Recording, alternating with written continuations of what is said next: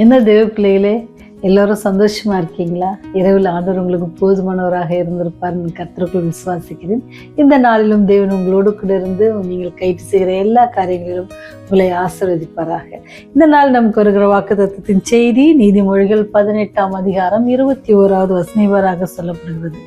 மரணமும் ஜீவனும் நாவின் அதிகாரத்தில் இருக்கிறது, அதில் பிரியப்படுகிறவன் அதன் கனியை புசிப்பான் அப்படின்னு சொல்லுகிறது.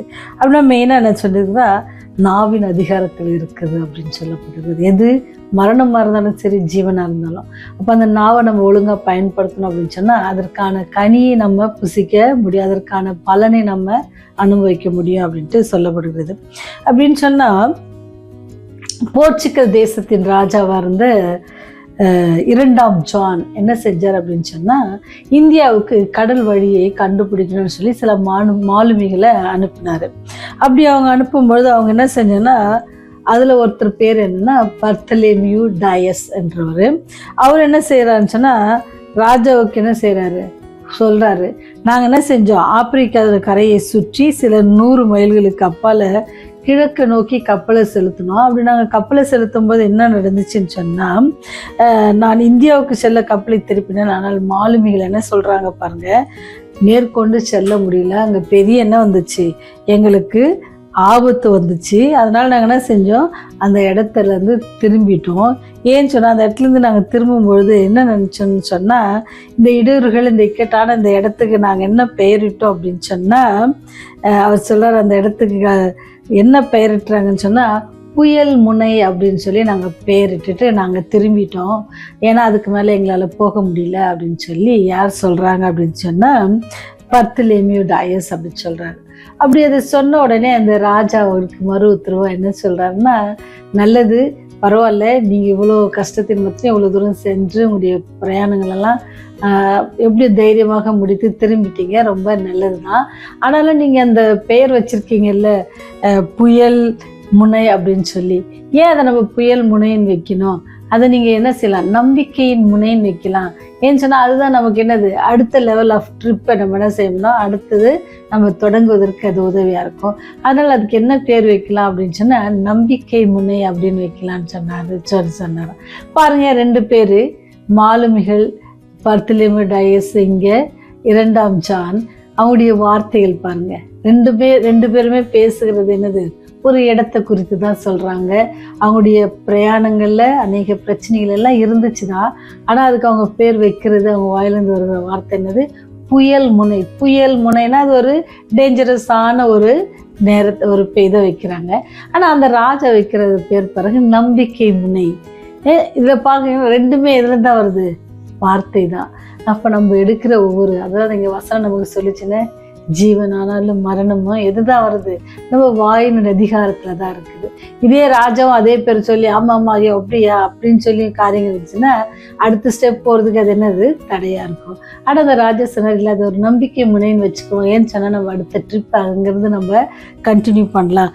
அந்த இடத்துல நம்ம இந்தியாவுக்கு கடல் வழியை கண்டுபிடிப்பது என்ன இருக்கும், ரொம்ப எளிதாக இருக்கும் அப்படின்னு சொல்லி அந்த மாலுமிகளுக்கு என்ன செய்யறதுன்னா நம்பிக்கை ஊட்டுகிற ஒரு காரியத்தை சொல்கிறார்.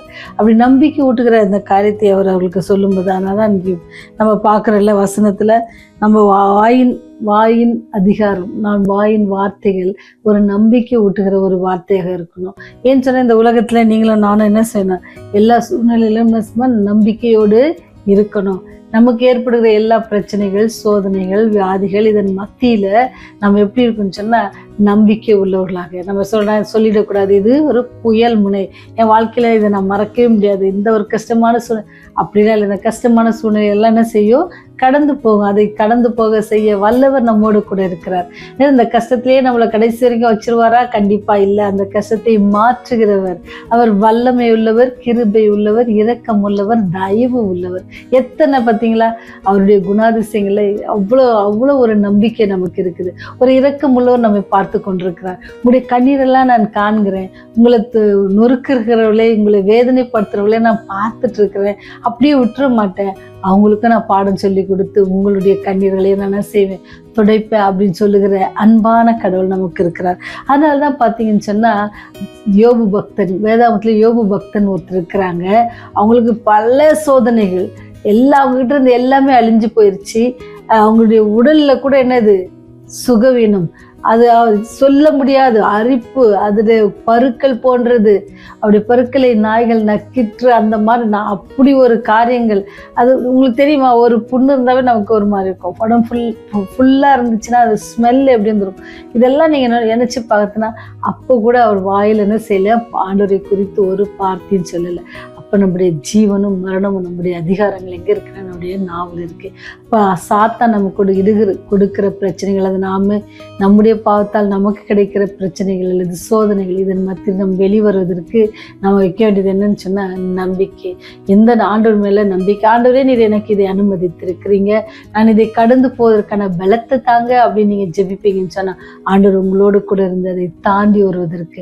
மனுஷன் ஒரு வழி அடைச்சா ஆண்டவர் நமக்கு எத்தனை வழி, 7 வழிகளை திறக்க வல்லவர்.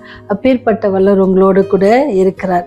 அவர் நமக்கு ஒரு தகப்பனை போல, அவர் நமக்கு ஒரு தாயை போல தாங்கி நடத்துகிறவர், தகப்பனை போல தோளில் சுமக்கிற தேவன். அப்பேற்பட்ட அந்த வல்லமுள்ள தேவன் உங்களோட கூட இருக்கிறதுனால நீங்கள் எதை குறித்தும் பயப்படாதபடிக்கு நாவின் அதிகாரம், ஆண்டவரே நீ எதை செய்தாலும் எங்களுக்கு நன்மைக்கு ஏதுவாக செய்வீர் என்று சொல்லி அவரை துதித்து அவரை புகழ்ந்து நீங்க பாடும் பொழுது சாத்தான் என்ன செய்வான், அப்புறமாக அவன் விட்டு ஓடி போவான். ஏன்னு சொன்னா அவனுக்கு ஆண்டவரை புகழ்வதை கேட்பதற்கு அவனால முடியாது. ஏன்னா அவனுக்கு தெரியும் அவர் எப்பேற்பட்டவர், அவர் எவ்வளவு வல்லமை உள்ளவர், எவ்வளவு கிருபை உள்ளவர், எவ்வளவு இரக்கம் உள்ளவர் என்பது அவனுக்கு தெரியும். அவன் ஓடி போவான். இப்போ நீங்களும் நானும் செய்ய வேண்டிய காரியம் சொன்னா, ஆண்டவரை நம்ம எப்பொழுதும் நம்பிக்கையாக என்ன செய்வோம், பிடித்துக்கொள்வோம். அப்படி பிடித்துக்கொள்வோம்னு சொன்னா ஏவு பெற்ற ஆசீர்வாதத்தை நீங்களும் நானும் பெற முடியும். நம்ம கடைசி வரைக்கும் அவரை விடாமல் பிடித்து கொள்ள தேவன் இன்னும் ஒரு நாளை கூட நமக்கு கொடுத்திருக்கிறாங்க. அவரை பிடித்து கொள்வோமா?